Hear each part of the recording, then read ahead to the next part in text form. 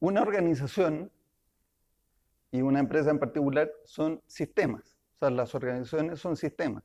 ¿Pero qué son sistemas? Los sistemas son un conjunto de elementos interdependientes con un propósito. Entonces, lo que tiene sentido es que si las organizaciones y las empresas son sistemas, se administren con pensamiento sistémico, no antisistémico. ¿Y por qué digo esto? Lo digo porque mi afirmación es que hoy la administración en general de las organizaciones tiene más elementos antisistémicos que sistémicos. El doctor Russell Lakoff, un profesor que ya les voy a hablar en un minuto más acerca de él, de la Universidad de Pensilvania, murió el año 2009 ya, desgraciadamente. Escribió un artículo para una sociedad de pensadores sistémicos, donde les cuenta esta historia. Dice, cada vez que yo doy una charla acerca del pensamiento sistémico a un grupo de gerentes, todos me dicen lo mismo. Si esta manera de pensar es tan buena como usted dice, ¿por qué no hay más organizaciones que la usen? Buena pregunta, ¿cierto? Es la misma que me hacen a mí con teoría de restricciones a veces. Entonces él, en ese artículo, tiene una hipótesis donde dice, hay dos razones. Una general, una razón general que aplica para que se resista cualquier cambio, y una específica que aplica para que se resista específicamente el pensamiento sistémico. La razón general es que los errores son mal vistos desde el colegio. Son mal vistos los errores. Y en las universidades y en las empresas también. Y entonces hay errores de comisión los que uno comete, y esos son los más visibles, y esos que han reflejado más en los reportes. Y los de omisión, que probablemente son los que tienen más impacto, porque uno dejó de hacer cosas que podía hacer, pero si no las hace, bueno, tal vez no, nadie lo nota. Pero estos son los que probablemente tienen más impacto porque cuando uno omite, está dejando de hacer mejoras que podrían haber tenido un impacto mucho mayor. Por lo tanto, es mucho más seguro ir tranquilos por la vida. ¿Para qué impulsar más cambios de los que a uno lo obligan casi? ¿No es cierto? Esa es la razón general que el doctor Russell Lakoff les planteaba en este artículo a estos señores. La específica es, hay poco publicado acerca de la teoría de sistema, todo esto del artículo es antiguo, de hace algunos años. Hay poco publicado y todo lo que está publicado está escrito como en jerga, está para que nos comuniquemos entre nosotros, pero el público en general no entiende mucho de lo que le estamos hablando. Entonces, está difícil que se pueda adoptar masivamente este pensamiento sistémico si es que no está bien explicado, no está en palabras simples que se puedan entender y que uno pueda ir concretamente haciendo cosas. Yo tengo otra hipótesis también, la mía. Las empresas hoy funcionan. Entonces uno le va a preguntar a alguien, dice, ¿usted está en su empresa muy preocupado del futuro? Y dice, no, las cosas funcionan. O sea, así que no hay muchas amenazas que lo obliguen a uno a estar cambiando cosas. Y además la academia y lo que uno llama el mainstream, o sea, el pensamiento general en las empresas, es el estándar, y el estándar no es sistémico hoy, y eso lo vamos a demostrar en el ejercicio que vamos a hacer en un rato más.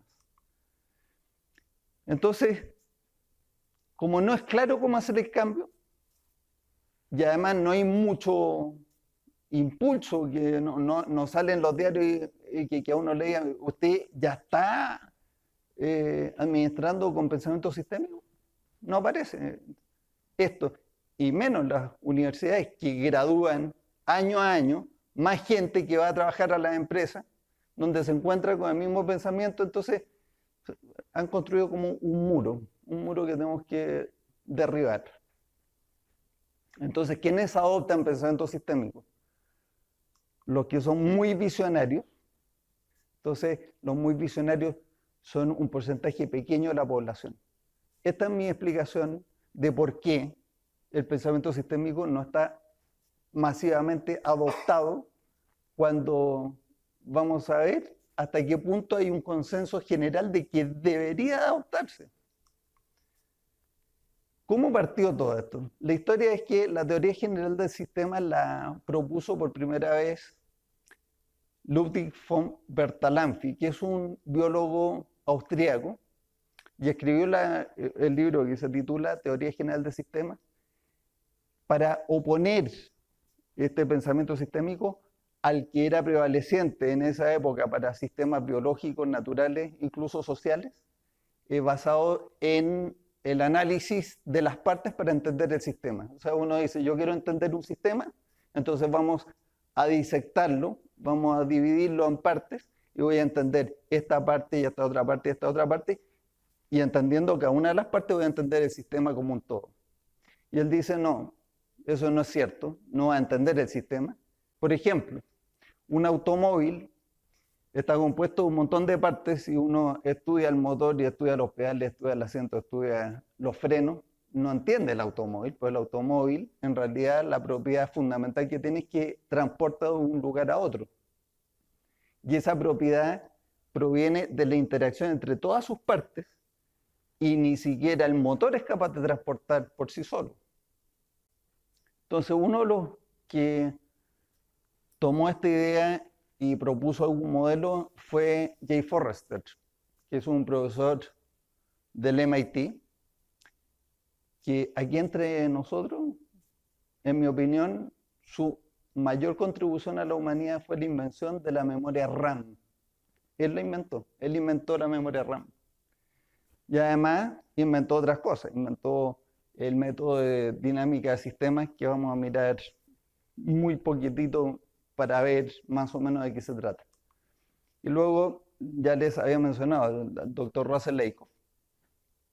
Este es un señor que se tituló de arquitecto el año 41, en principio de la Segunda Guerra Mundial, se enroló en la Marina y lo mandaron al frente de las Filipinas.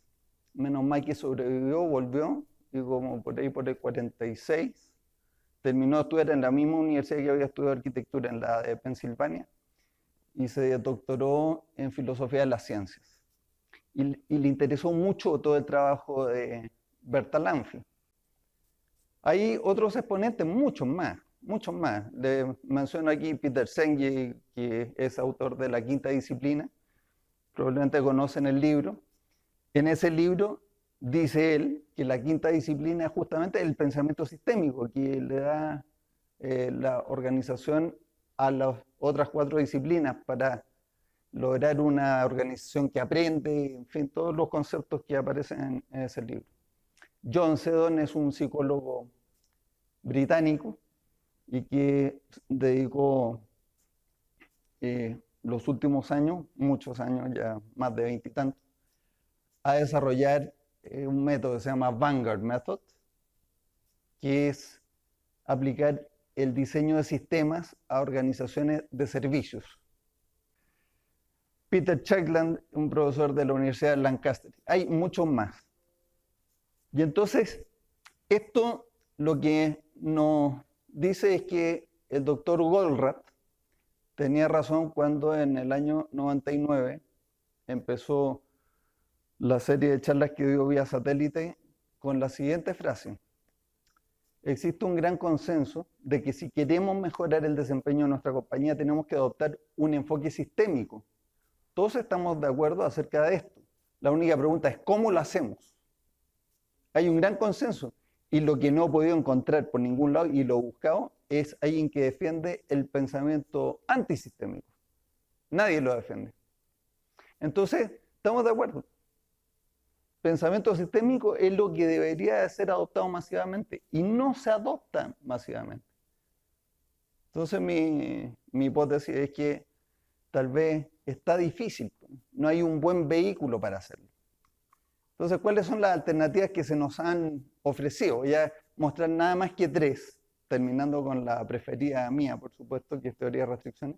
Pues la primera es dinámica de sistemas, que es el invento de Jay Forrester, y él fue el fundador del Club de Roma, y después entonces hay mucho desarrollo de entendimiento sistémico de medio ambiente y de sociedad y de todo en términos de estos diagramas, Peter Senge en la quinta disciplina terminó describiendo como 8 arquetipos de flujos que se pueden producir en los sistemas, y entonces con eso uno va entendiendo mucho mejor cómo usar estas herramientas. Pero estas herramientas lo que hacen es una descripción funcional del sistema, y uno puede ir entendiendo mucho mejor cuál es el impacto que uno va a provocar por allá lejos cuando tomo una acción en esta parte del sistema, porque lo tengo bien descrito. Pero no me da muchas pistas de cómo resolver problemas, más que por prueba y error, que así es un poco mucha correlación más que una ciencia real donde uno describe causa y efecto, como dije en la primera charla. Luego está el doctor Russell Lakoff, que fue uno de los precursores de la programación matemática para optimizar sistemas. Y él escribió como 30 y tantos libros. En alguna parte leí que 35, en otra que 39, y más de 200 artículos. Y dio un montón de charlas. Uno encuentra en internet, en YouTube, un montón de videos donde el doctor Russell Lakoff habla de pensamiento sistémico, y es clarísimo. A mí me encanta, es puro sentido común. Sin embargo, no dejó un conocimiento sistematizado, aparte de la programación matemática, pero como para decir, listo, para empezar con el pensamiento sistémico en una empresa, uno empieza de esta manera. No, él era el experto. Y el doctor Eliyahu Goldratt aplicó la mentalidad científica del físico, él físico, era un físico, él murió el año 2011, en junio, y creó un cuerpo de conocimientos completo. Un cuerpo de conocimientos siempre se compone de principios, de algunas herramientas y luego de aplicaciones. Y en teoría de restricción encontramos las 3 capas: los principios, las herramientas y las aplicaciones. Y realmente es simple, es efectivo y es robusto. Yo lo llevo aplicando, bueno, con Goldratt Consulting 12 años, y antes de eso algunos años más. Voy a cumplir más de 20. No, ya cumplí más de 20 haciendo esto. Entonces, puedo decir, esto funciona. Pero todavía la pregunta es, ¿por qué no es más masivo? Bueno, porque las empresas no tienen la urgencia.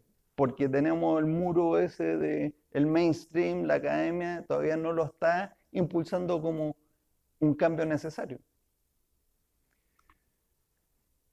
¿Y en qué consiste esto de aplicar pensamiento sistémico? Hay que mirar al sistema como un todo. El valor lo crea el sistema como un todo, es producto de las interacciones. El valor que se crea es producto de las interacciones, no la suma de las partes. Es producto de que todas las partes están sincronizadas. Entonces, mientras más sincronización, mayor es el valor que se crea. Y las fuerzas contradictorias dentro del sistema lo que hacen es romper esa sincronización. Y entonces, ¿en qué consiste administrar? Es tomar decisiones para mejorar la sincronización, porque así creamos más valor. Y el mayor valor lo dictan las restricciones activas del sistema, una idea que proviene de la programación matemática y que el doctor Goldratt lo resumió en el proceso de los 5 pasos de la mejora continua, que dice: identificar la restricción del sistema, decidir cómo explotar la restricción del sistema, subordinar todo el sistema a la decisión anterior, elevar la restricción, y por último, no dejarse llevar por la inercia. Si en alguno de los pasos anteriores se rompió una de las restricciones, vuelva a identificar la restricción del sistema. Entonces, continuamente estar revisando cuál es el punto focal de atención que me va a dar el máximo valor. En el punto tercero, donde dice subordinar, es donde está la clave de la sincronización, porque subordinar significa no haga todo lo que tiene que hacer, pero no haga más de lo que tiene que hacer.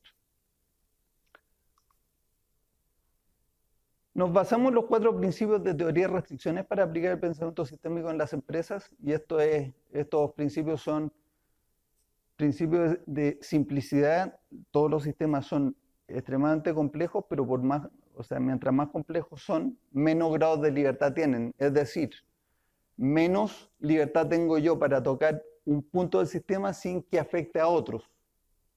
Entonces, con esta lógica, uno puede deducir que siempre puedo encontrar aquel punto de apalancamiento con el cual voy a controlar el sistema como un todo de manera simple, porque no tengo que estar tocando muchos puntos, toco uno nada más. El segundo principio es que siempre se pueden eliminar las contradicciones.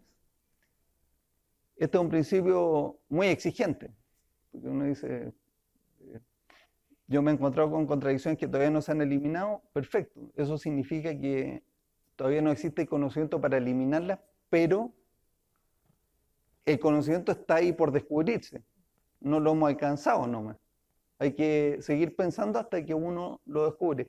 Y este es el principio, además, de invención. Fíjense que Heinrich Altschuler, que es un ruso, él desarrolló un método para inventar. Y lo resume de esta manera. Si el acto de invención es simplemente eliminar una contradicción física del sistema. Y usamos las herramientas de TOC para provocar mejoras. Como toda mejora es un cambio, entonces hay que saber qué cambiar, hacia qué cambiar y cómo provocar ese cambio. Y así vamos diseñando aplicaciones generales que se pueden adaptar a casos específicos. Entonces no hay que inventar la rueda cada vez. Uno puede tener ya diseñado un sistema para administrar una producción y luego va viendo de qué manera tiene que ajustar al caso específico el mismo sistema que ya tiene diseñado.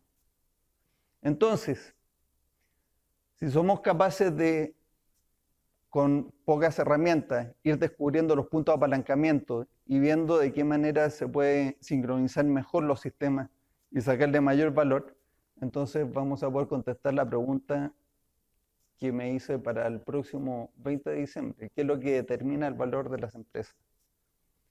Pues muchas gracias por hoy.